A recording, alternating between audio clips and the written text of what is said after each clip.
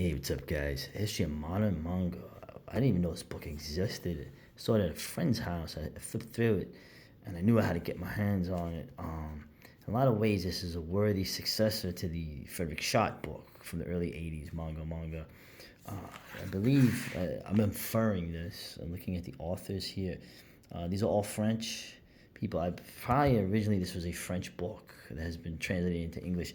The French, okay, and the Italians as well, the Spaniards, Latin America in general. They've always been big fans of manga, and of course, the anime is coming from the manga. They've been translating and dubbing this stuff for decades regularly, publishing the comics in their own countries. Okay, well, America was more of a hit and miss thing. Right? You had Astro Boy, you had Gigantor, Speed Racer. And then in the '80s, you started getting like Star Blazers, Robotech. Particularly Robotech was a big push for eventually the manga to be translated into English in America. Okay? But like I said, the love for it in these countries, particularly these Mediterranean countries, it's very interesting. And why am I focusing on manga? You'll see I'm focusing on manga a lot because, what is that? That's right. I'm making sure I have at least 300 pages ready to go before I start posting. So you'll be the first to know. But in terms of this book, I like the way it's laid out. They focus, they have a general history here of Japan, pre-war, right? Always the war. Right? They'll take a year, starting from 52, and they'll go over not just the cultural things in it, but also the political things that were going on. There's a lot of politics in this. There's a left-leaning sort of bent in it. It doesn't really bother me in terms of, especially in Japan and other countries, the tension between the left and the right. In some ways, is how can I explain it? It's the tension in Japan in general, and in China as well. These are medieval countries that were literally thrust into modernity, okay, and had to modernize, quickly won out. And Japan obviously was the one that did it more quickly. The being in between, of course, the cultural weight of China on it gave a lot of the Japanese kind of like almost a defiant kind of different sort of being an island nation, and then of course having to deal with the other upstart country that forced them to open up, the United States, okay, and then the war, and of course a lot of the post-war things, a lot of the things that are endemic to the Japanese stories always go back to that war, always the war. I know you get sick of me saying it, but I won't ever stop. So, in terms of, for example, Osamu Tezuka, okay, the guy literally probably is the god of, manga. There he is. Okay. He influenced everybody. The big thing with him was the eyes, right?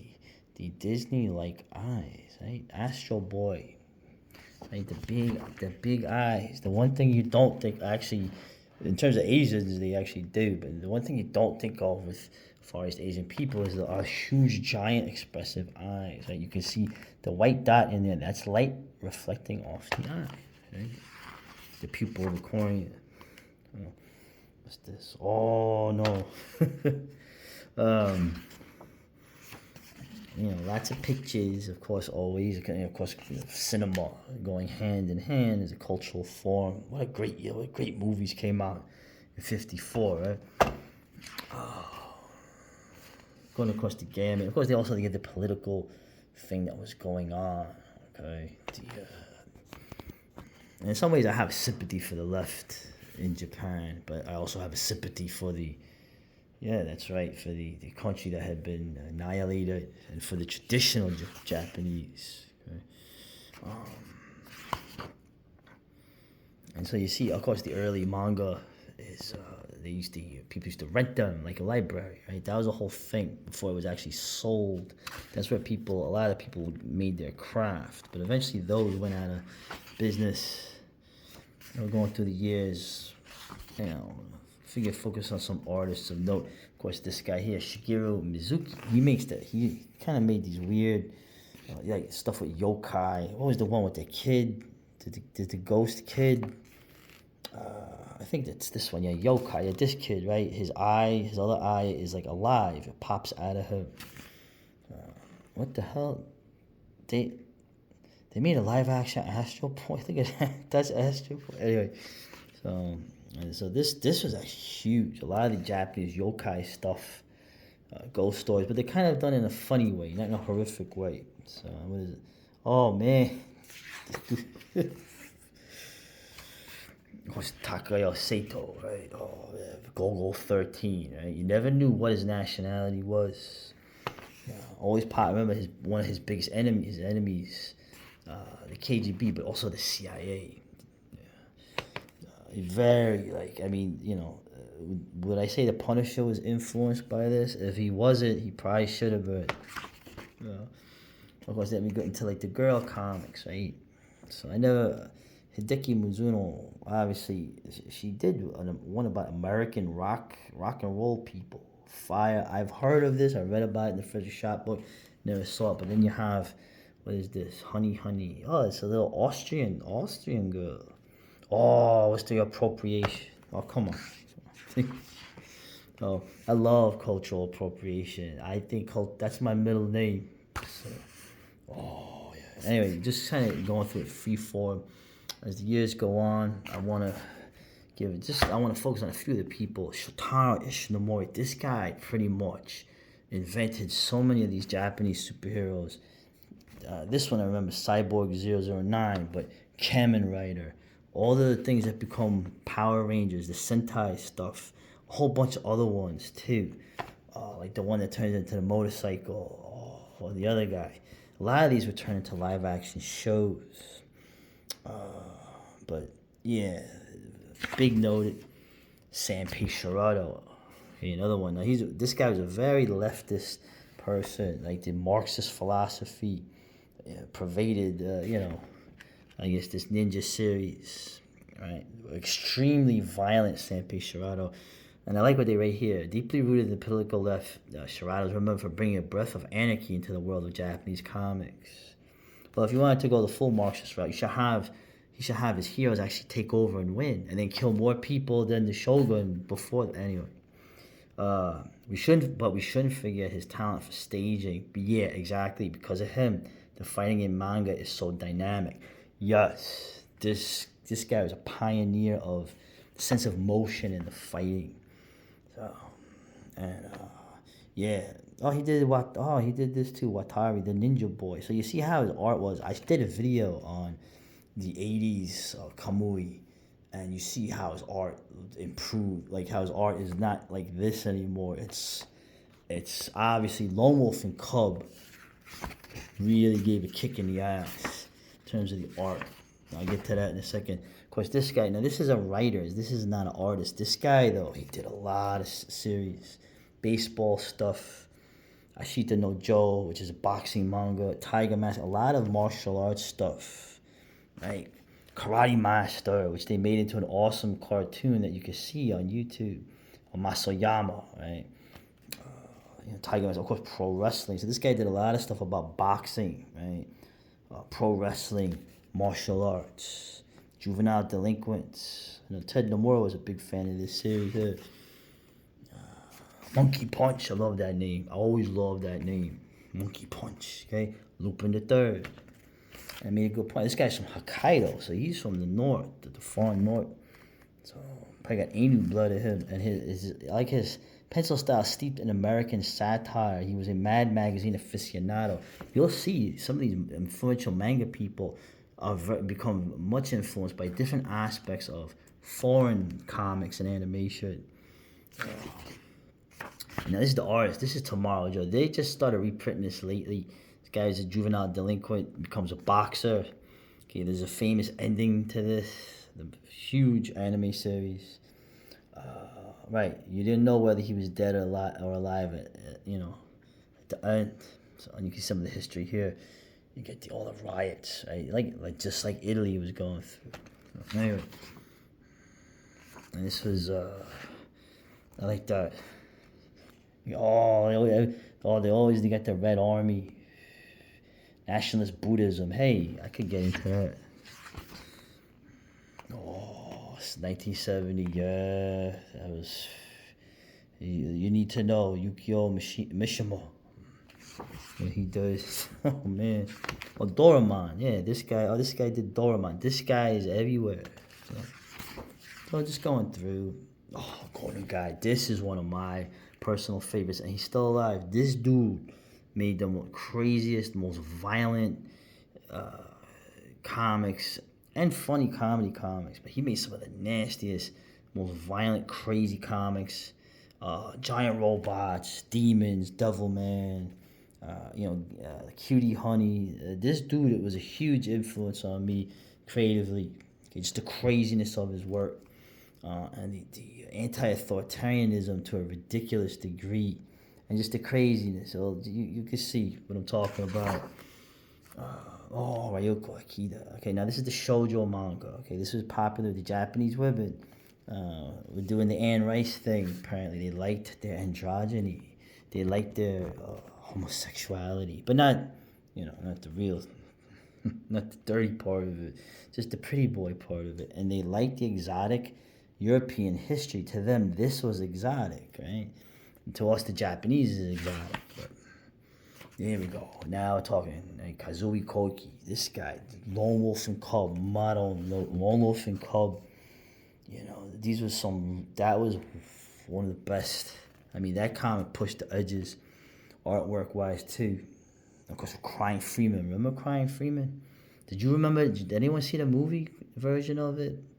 The French director. No one ever saw that. That was a great movie. That never came out. So, another woman here. There's the pretty boys. Actually, she started out with I actually have the Chinese bootleg version of this with these vampire kids. I don't think Anne Rice ever read any mangas. It would have been impossible, but this predated a lot of the stuff you saw in Interview with the Vampire, man. Yeah, and then we start getting, 74, right? Remember, Space Cruiser Yamato, the show came out in 74, right? Oh, my man. Yeah, get a Robo. Ken Ishikawa, all right. And there's a lot of in stuff that I know. Just going through. Of course, Keiji Nakazawa, man, fucking Barefoot Good. Oh damn, I had gone over part of that. Very hard to read, man. Very hard to read, but necessary. So, oh man, look at some of these. They're publishing this guy's stuff. I seen this in Barnes and Noble. This guy does like weird, crazy horror stuff. Look at that. Very underrated horror manga. Oh, Violence Jaku, right? That's going to guy. This is post-apocalyptic, crazy series, man. Which gets even crazier later. So now look at this. Oh, Pink. Does anybody remember Pink Lady and Jeff? It was on Channel 4. I think there was like 4 episodes of it. It was a show that they had some guy named Jeff, I don't know who, and he was with these women he couldn't even talk to. But very cute, very beautiful, very beautiful. Of course, he passed away recently. Leiji Matsumoto, man. This guy more and more, of course you think, right, Star Blazers, Galaxy Express, Captain Harlock, right? Remember I showed you Mayuta no Arcadia, the Battlefield manga. I gotta get my hands on that. I think they made a collection of it. Stories were from the Japanese and the German perspective. He always had a respect for the Japanese of Europe, the Germans.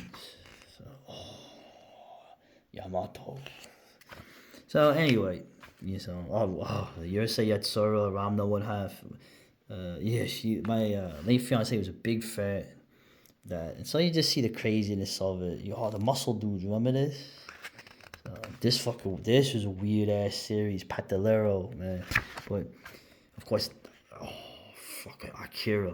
I mean, I could go on and on. You see how, particularly the 70s and 80s, is the stuff that's really, I guess what was really groundbreaking to me. The different styles of drawing, the subject matter, everything is so heavy, so damn heavy. Cat's Eye, right? This guy, this artist who did City Hunter. My fiance was a big fan of that as well. Yeah, I can't remember. All right, nerd. Tatsuhara, remember Fist of the North Star, right? Remember this guy's style here. Oh, very realistic style, a lot of shading. And this was the one in the 90s they did Kiji. This was actually a really good series too, but Japanese in Japan. The Europeans in this were actually not like it was interesting. The European characters in this series were actually very fleshed out and sympathetic, which is nice to see. And usually a whitey is the punching bag. A lot of these stories. Here's an example of a guy who was still alive when this was made, but it's passed last year, man. Yeah, Akira Toriyama, dude. Dragon Ball. Like, that's, yeah. It's funny. You see, that's Goku. Goku was little at one point, remember? He had the tail, so obviously. Yeah, this is the guy, City Hunter and Cat's Eye. This style was really, another, like, kind of like the 80s. It's the 80s manga. There's a lot of realism going on. Okay, Berserk, the guy who did that, that's coming from the 80s. But I could go on and on and on with this. JoJo's Bizarre Adventure. Yeah, it got really bizarre. A little too bizarre for me. But the first 3 series of this, starting off with the Victorian era, the first 3 series of this, still brilliant. But as you can see, as we going into the 90s, Masamune Shiro, Appleseed, Tank Police. All right, stop. There's a point to this. As you start going through the 90s, okay, Sailor Moon, all right, this artist, Clamp, I remember these, okay. The artwork starts to get more like this, okay, I notice. All across the board, the animation, obviously, Japan was beginning to suffer what we were suffering, feminization, right? So you see more and more, Blade of the Immortal, what a fucking Blade of the Immortal. Obviously not feminine art at all. What a great series that was. But you start to see throughout the 90s, of course, the Japanese are starting to have financial problems. I remember when they were all over Manhattan, that's where I saw a lot of this stuff in the bookstores. Remember the one place where the guy you had to sneak in and read the comics because he would find you, man. That dude would yell at you and run after you and throw you out. So you hope the Chinese kid was slower than you.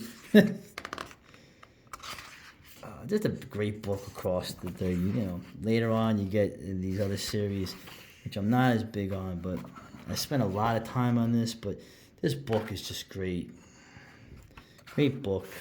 Of course, the political thing is like whatever. I have a nuanced view on it, but it can be rather annoying. Okay? What's interesting too is when they bring up at the end here, of course, real quick. I spent so much time on it, but I want to. This, you need it. One Punch Man. This was actually funny. So, a fan of a shitty online digital thing decided to make the thing for real and made it a very interesting superhero satire. Terraformers. Remember the controversy with that? Yeah, I gotta give it up to. I don't know what the series turned into. Maybe I should give it another shot. But the first like 10 issues of this are friggin' amazing, man. This young kid, Attack on Titan. This got me back into manga, man. This got me back into manga, but interesting. Of course, Chainsaw Man. I actually didn't think I was gonna like this. I actually liked this, but at the end, of course, another guy, rest in peace. I see, I can go on forever. I can make an hour video of this. Maybe I should. In terms of thematic pages, I thought this was the weak part here. This is supposed to like give you a cross section of like the different genres, and I really feel that it's not a good selection for the most part. I gotta say, some exceptions or whatever, but like some of this stuff, I don't know what they were thinking of. Of course, the thing on French comics, I'm thinking, why are they saying made in France? Because this book was made in France, which I had to figure out on my own. Okay, of course, Devilman. I like how they describe Devilman. Right, an ancestor, right. Akira has no choice to become a devil himself, right, to protect humanity from awakening demons. But the whole theme of Devilman, okay, is although he keeps the soul, once he transforms into Devilman, he finds himself harassed by humans. Considering their abuses, that they still deserve to be protected. Yeah, dude, that's the real theme of Devilman. Anyway, and of course, I gotta give a shout out to Junji Ito, man. So, but other than that, and another thing too is just, and another thing, when you talk about like the conclusion of it, you see things like, of course, the digital. Apparently, I didn't even know this. 60% of manga market is digital. Okay, that's that scrolling thing. That's when the panels are on top of each other. I don't want to do that. Another thing too is the young Japanese are getting more rare because of the country's demographic crisis. There's a whole other demographic crisis going on in France and elsewhere, but you don't mention that. Whatever. But all said and done, this is a great book, recommended. Check it out. And that's it. I already went way too long, but for this, it's worth it. I mean, this is damn 70 years, almost a century of this stuff.